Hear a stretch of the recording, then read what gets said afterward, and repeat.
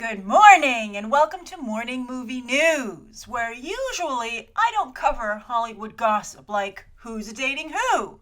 But I came into work this morning and I was like, why is Jenny Slate trending? And I clicked on it and lo and behold, it's because she's dating Chris Evans. And we're going to talk about this because not only do I think that this is wonderful for both of them personally, always nice when two people can find each other, but because I'm sure their publicists and respective studios are over the moon.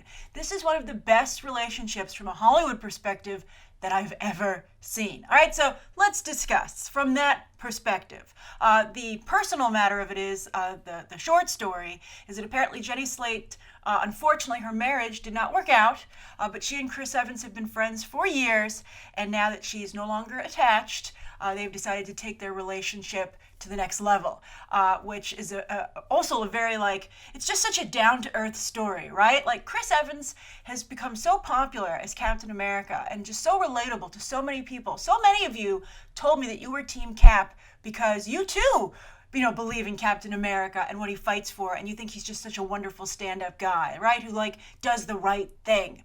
Just like, we talk about how his team feels about him, but I think what's so fascinating is that so many of the moviegoers feel the same way about Captain America, and that's because of Chris Evans.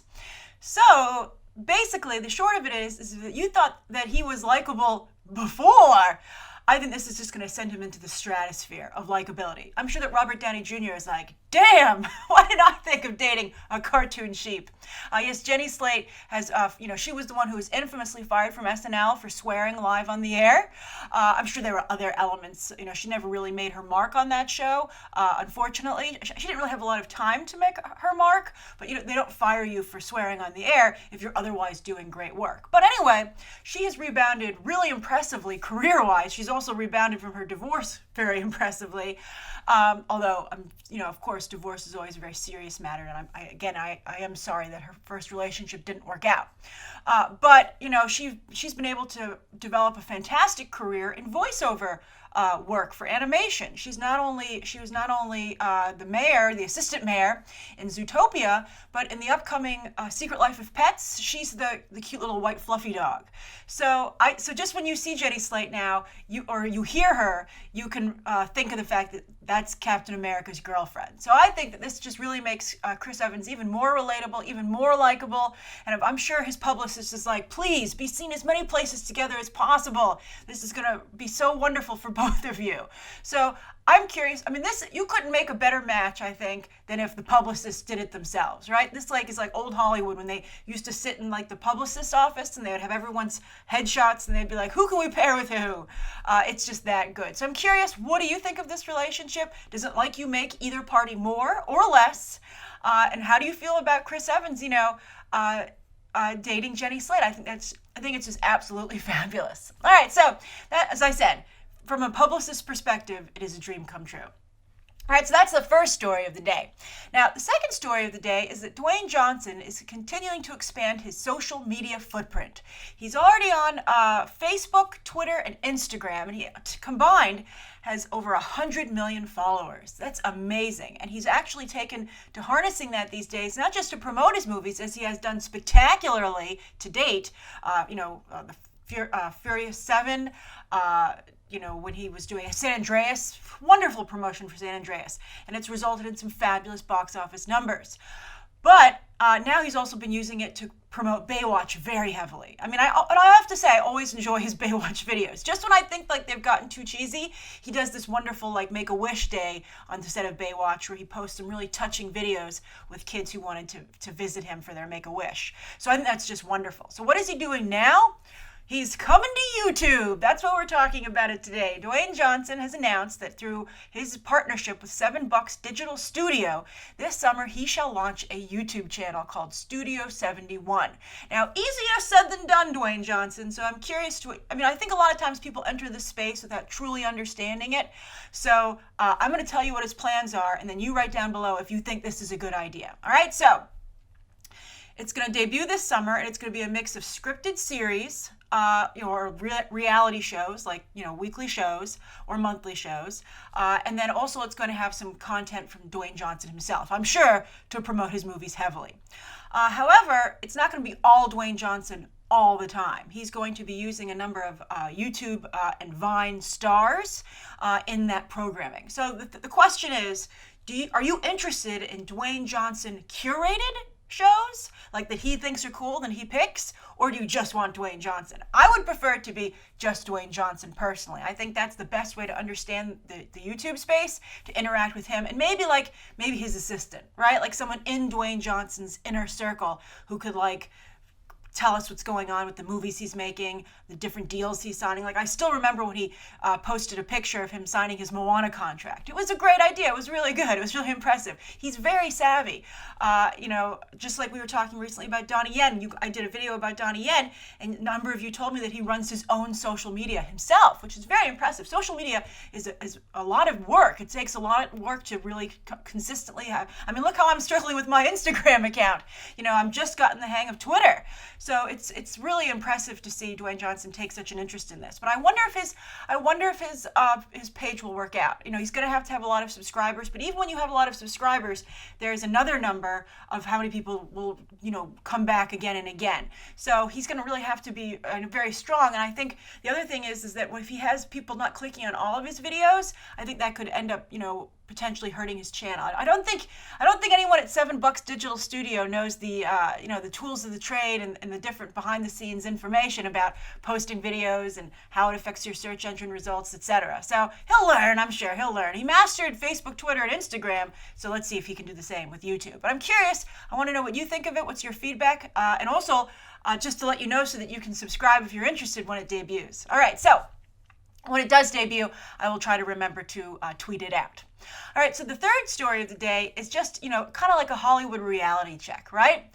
So Disney is ruling the box office. They are the fastest studio now to get to $1 billion domestically, $2 billion overseas, and $3 billion worldwide. They shattered Universal's record from last year.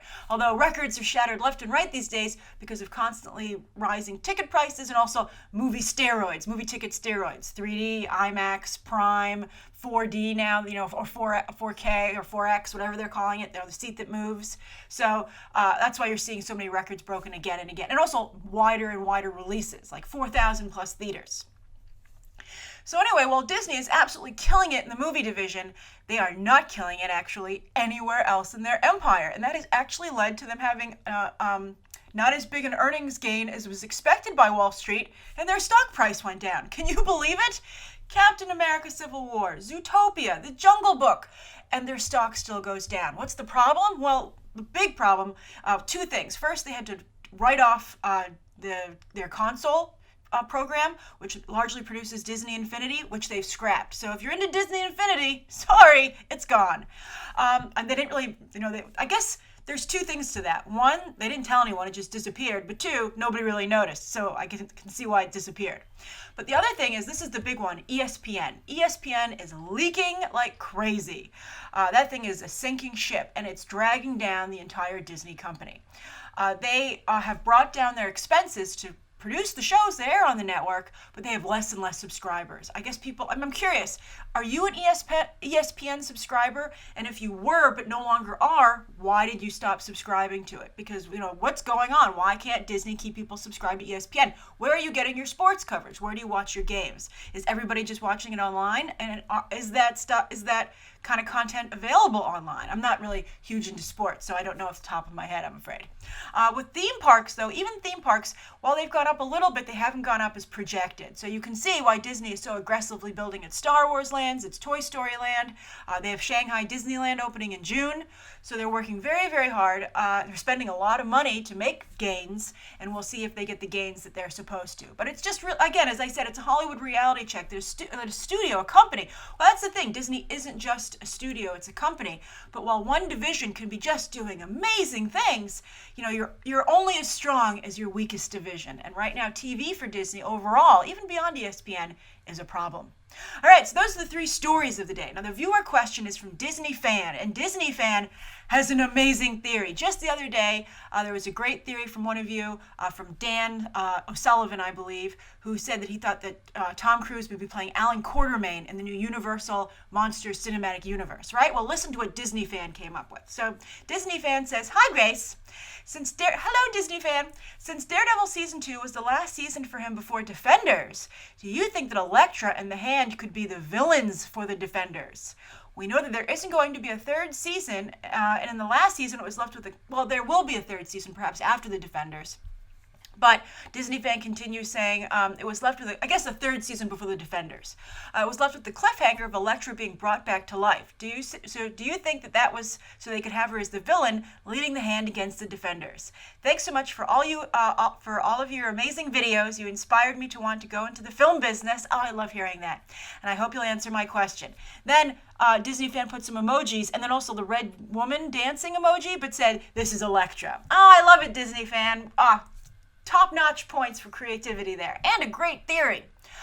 I love this. I think you'll probably see multiple villains in the Defenders, but that's just like when you've seen a crossover for comics. I wouldn't be surprised if in the Defenders series, the Hand teams up with Wilson Fisk. We gotta have Wilson Fisk. I mean, if Daredevil Season 2 proved anything, it's that everything gets exponentially more fun when Vincent D'Onofrio joins the party. But we'll also see what happens, whatever villain, Black Mariah, she might be somebody they want to bring back, and then whoever the villain is in Iron Fist. And then also, Kilgrave, maybe he's still alive somehow? I don't know. Maybe they'll bring the Purple Kids. I think that it would be great to bring a little something from everybody's show, right, into the Defenders crossover event. But that's an absolutely fabulous idea. I would love to see that. And also, not only would it be great to see Elektra come back, right, who I think we all adored. Elodie Young just killed it in that role. Killed it. But also, I think the Hand really needs to redeem itself for being a lame group of villains in Daredevil Season 2. So many of us couldn't wait to see them. I thought from the second trailer they looked awesome. I was like, ninjas! Who doesn't love ninjas? And they had such a great entrance, on those, like Yakuza-like on the bikes, right, with the cool haircuts and bleach blonde hair and purple lipstick. But then they just never really went anywhere. Even when Nobu came back, that really wasn't anything either. So I'm hoping, they just kind of bowed down to Elektra, and you're like, that's it? So I'm hoping that not only will they come back led by Elektra, maybe she'll whip them into shape, right? But also, they made such a big deal about her being the chosen one, and they also talked a lot about that back in season 1 of Daredevil. I'd really like to see what the chosen one is capable of because they made such a freaking big deal about it. So I think that's a fabulous idea, Disney Fan. I think you might have figured it out. So let's keep our fingers crossed that that will happen. All right, thank you everybody for tuning in today. Please write down below what you think of today's top 3 stories and that viewer question, anything you'd like to see covered tomorrow, and any questions that you might have. Thanks for watching. Bye.